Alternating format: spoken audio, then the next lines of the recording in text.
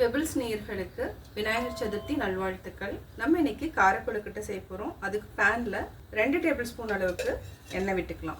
1/4 teaspoon கடுகு போட்டுக்கலாம். 1/2 teaspoon கடலைப்பருப்பு, 1/4 டீஸ்பூன் உளுத்தம்பருப்பு, ஒரு பெரிய வெங்காயம், கொஞ்சமாக கருவேப்பிலை, 2 பச்சை மிளகாய் பொடியாக நறுக்கிருக்கிறோம். இதையும் ஆட் பண்ணிக்கோங்க. 1 டேபிள் ஸ்பூன் அளவுக்கு நம்ம சிவப்பு அவல் ஊற வச்சிருக்கிறோம். இதையும் நம்ம ஆட் பண்ணிக்கலாம். தேவையான அளவுக்கு நம்ம உப்பு சேர்த்துட்டு நல்லா மிக்ஸ் பண்ணிக்கலாம். ஒரு 1/2 டீஸ்பூன் அளவுக்கு நம்ம வெள்ளை எள் சேர்த்துக்கலாம். இது கூடவே பாசிப்பருப்பு 1 டேபிள் ஸ்பூன் அளவுக்கு ஊற வச்சுருக்கோம். இதையும் சேர்த்துக்கலாம். சேர்த்து நல்லா மிக்ஸ் பண்ணிக்கோங்க. 150 கிராம்ஸ் அளவுக்கு நம்ம அரிசி மாவு எடுத்துருக்கிறோம். இதையும் சேர்த்து நல்லா மிக்ஸ் பண்ணி விடுங்க.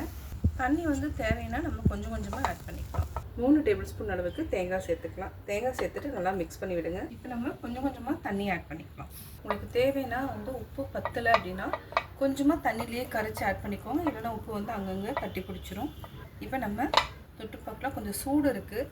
லைட்டாக ஆறுனதுக்கப்புறம் நம்ம மோல்டு இருந்துச்சுனாலும் மோல்ட்லேயே வைக்கலாம். இல்லைன்னா இந்த மாதிரி பிடி கொழுக்கட்டையாகவும் பண்ணிக்கலாம்.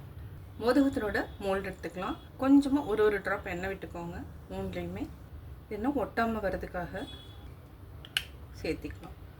நல்லா அப்படியே அழுத்தம் கொடுத்து அப்படியே உள்ளே போட்டுருங்க. இந்த எக்ஸ்ட்ரா இருக்கிற மாவை நம்ம எடுத்துடலாம். எடுத்துட்டு இதை நீங்கள் பிரிச்சிங்கன்னா சூப்பராக மோதகம் ரெடி ஆயிரும். இதே மாதிரி எல்லாத்தையுமே நம்ம பிடிச்சிக்கலாம். சூப்பராக நம்ம காரக்கொழுக்கட்டை மோல்டில் பிடிச்சிட்டோம். இதை ஸ்டீமிங் பண்ணி எடுத்துக்கலாம். 7 மினிட்ஸ் நம்ம ஸ்டீம் பண்ணி எடுத்துக்கலாம். நம்ம செக் பண்ணி பார்க்கலாம்.